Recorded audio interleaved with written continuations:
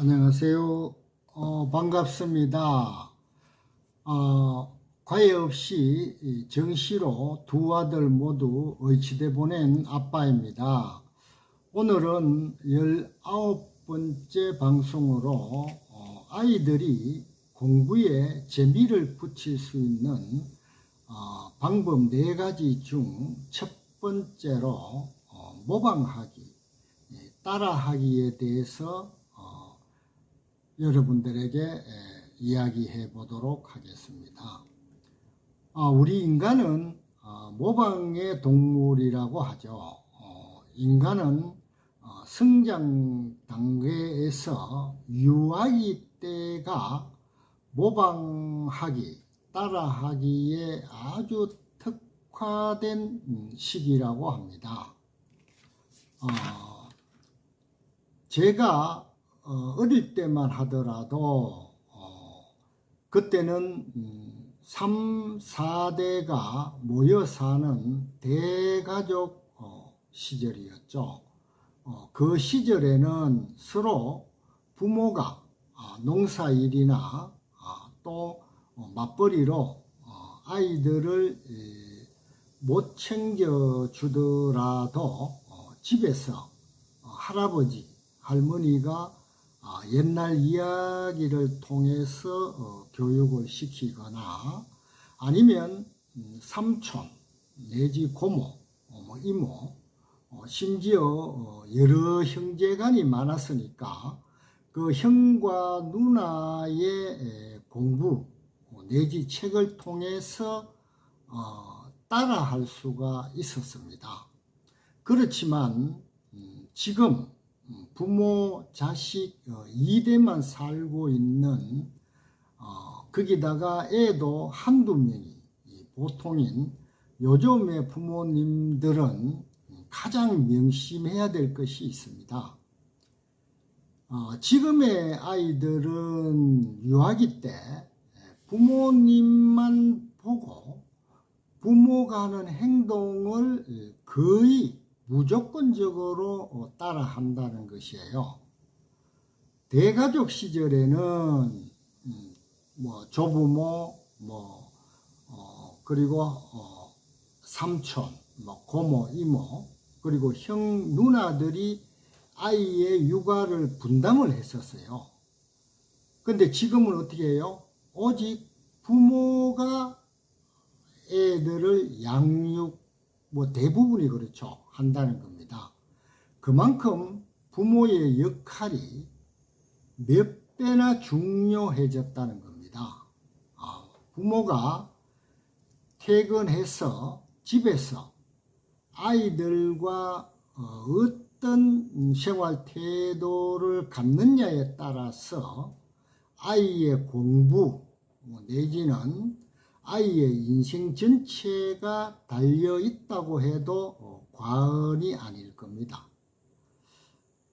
부모가 집에서 책을 본다든지 신문을 본다든지 아니면 일기 어떤 이유에서든 글을 쓴다든지 이런 모습을 보이면 아이들은 따라하기를 하게 돼요. 그래서 자동적으로 책을 찾게 되는 겁니다. 반면에 부모가 집에 와서 TV를 보거나 게임을 하는 모습을 보이게 되면 역시 아이들도 따라하기로 그 습관이 굳어지게 됩니다. 유아기 때는 거의 100% 확률이라고 얘기를 합니다. 예를 들면 부모의 말투나 표정, 욕을 한다든지 욕설, 그 다음에 기침, 그리고 잠을 자는 모양, 심지어 부모가 코 푸는 모습까지도 따라 한답니다.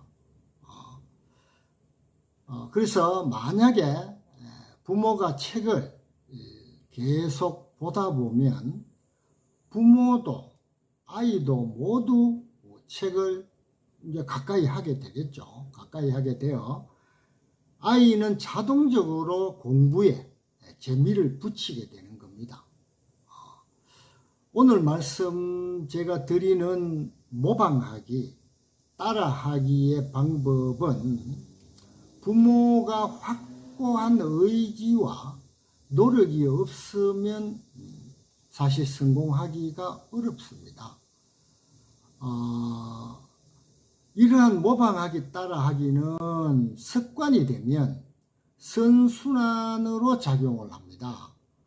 아이의 그 좋은 습관 따라하기는 과거의 나쁜 습관을 끊어버리고 새로운 흐름을 만들어내는 역할을 하는 겁니다.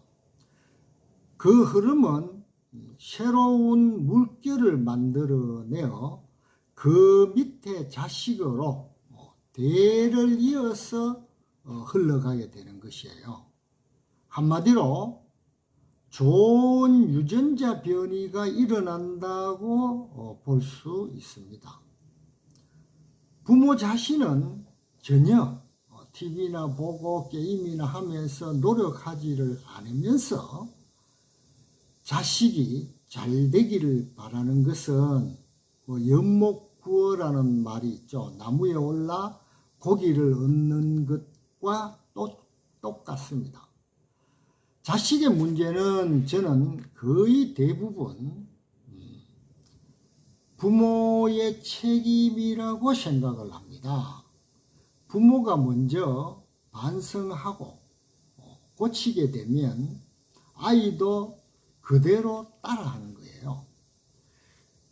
유아기 때나 초등학교 때 만약 부모가 너무 바쁜 관계로 솔선수범하여 책 읽는 습관을 못 보여주었다면 중고등학교 때라도 지금이라도 솔선수범하여 보여주도록 해보십시오.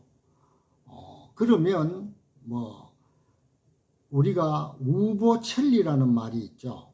소의 느린 걸음으로 천리를 간다는 말처럼 조금은 더디겠지만 아이도 책을 가까이 하여 공부에 재미를 붙이는 날이 반드시 오리라고 생각을 합니다. 우리 애의 경우 재수 때까지 큰애가 휴대폰이 없었다고 얘기를 했죠. 걔 손녀가 내년에 초등학교 입학을 해요. 근데 공교롭게도 신기하게도 아직 휴대폰이 없다고 하더라고요. 아마 본인의 그 경험 그리고 의대 공부를 할 때 휴대폰이 유아기 뇌, 특히 전두엽이겠죠. 뇌의 성장과 활성화에 얼마나 좋지 않은 영향을 미치는가를 공부를 했겠죠. 그래서 저는 지금도 커피숍이나 식당 같은 데 갔을 때 젊은 부모들이 친구들과 대화하는데 방해가 되거나 이건 귀찮죠. 그래서 애한테 휴대폰을 줘서 이렇게 놀게 하는 거 사실 옆에서 보면 제가 많이 안타깝습니다. 이 모방하기, 따라하기의 대상이 꼭 부모가 아닌 경우도 있습니다. 우리가 학교의 선생님인 경우인데요. 이때는 어떤 부분은 더 좋은 시너지 효과를 나타내기도 합니다. 학창시절에 좋아하는 선생님이 옛날에 다 계셨겠죠. 그 선생님한테 잘 보이기 위해서 특히 그 과목, 중고등학교 같은 경우에 그 과목의 공부를 열심히 한 아마 경험이 여러분들도 있을 겁니다. 그래서 이제 공부에 취미를 붙이는 방법인데요. 제 같은 경우에 저는 중학교 때 전에도 말씀드렸다시피 굉장히 어려운 환경이었죠. 문제집도 못 살 정도로. 그때 제가 아주 존경하는 담임 선생님이 계셨어요. 그래서 그 선생님을 너무 좋아해서 제가 내가 반에서 선생님한테 인정받는 것은 반에서 1등 하는 거다 해서 제가 전과목을 열심히 했던 기억이 있습니다. 그래서 그 덕으로 속칭 시골에서 서울 165를 가기는 갔습니다만은 이 따라하기에 모방하기에 어떤 큰 효과를 제가 본 사람입니다. 다시 한번 제가 간곡하게 말씀을 드립니다. 요즘처럼 어릴 때부터 재미있는 유흥거리가 많은 세상이죠. 이럴 때 아이 혼자서 공부에 재미를 붙이는 방법은 사실 거의 불가능에 가까워요. 반드시 부모님들이 남다른 각오를 가지시고 솔선수범하여 책을 가까이 하는 길만이 저는 최선의 방법이라고 봅니다. 그 환경에 대한 말이 우리가 왕대밭에 왕대나고 쫄대밭에 쫄대난다는 말이 있죠. 그만큼 집안의 환경이 여러분의 아이의 운명이 결정된다는 것을 반드시 명심하시길 부탁드립니다. 오늘은 아이가 공부에 재미를 붙이는 방법 제가 한 4가지 정도 설명드릴 텐데요. 그 첫 번째로 모방하기, 따라하기에 대해서 말씀드렸습니다. 그럼 다음 방송 때까지 항상 건강하시고요. 행복하시길 부탁드리겠습니다. 감사합니다.